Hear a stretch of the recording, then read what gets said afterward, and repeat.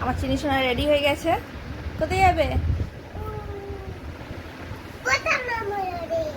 মৌসুম মামার ঘরে। আচ্ছা, আমি আর চিনি এখন রেডি হয়ে গেছি। আজকে যাব আমার মামা বাড়ি। তাহলে কোথায় যাবো?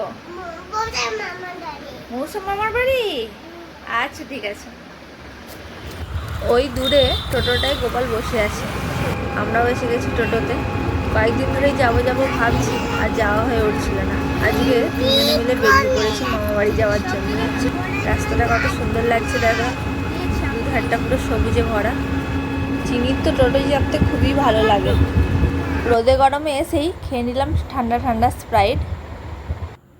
আমাদের আসার কিছুক্ষণ পরেই দিদা ভাত দিয়ে দিয়েছিল। আজকের মেনুতে ছিল করলা ভাজা, শাক ভাজা, আলু ভাজা, মাছ ভাজা আর লাল লাল ঝাল ঝাল চিকেন কষা।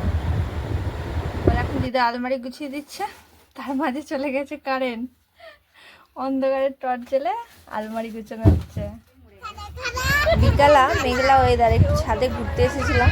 দেখি মামিরা কি সুন্দর গাছ লাগিয়েছে, লাউ শাক, মানি প্লান্ট। আর এখানে গৌরী ড্রাগন ফলের গাছ লাগিয়েছে। আর এই লঙ্কা গাছটা দেখো কত লঙ্কা ধরেছে, পুরো ছোট্ট ছোট্ট। দেখবি কি ঝালেই মরে যাবি। বিকেলে যখন বাড়ি চলে যাবো বলে বেরিয়েছি, দেখো মামিরা সবাই মিলে এগিয়ে দিতে এসেছে। আর রথতলায় এসে গোপী জেঠুর কাছে একটু ফুচকা খেয়ে নিলাম। আজকে চিনি দুপুরে ঘুমায়নি, সারা দুপুর মৌসুমের সাথে খেলা করেছে। সেই জন্য মেয়ের এখন মন খারাপ।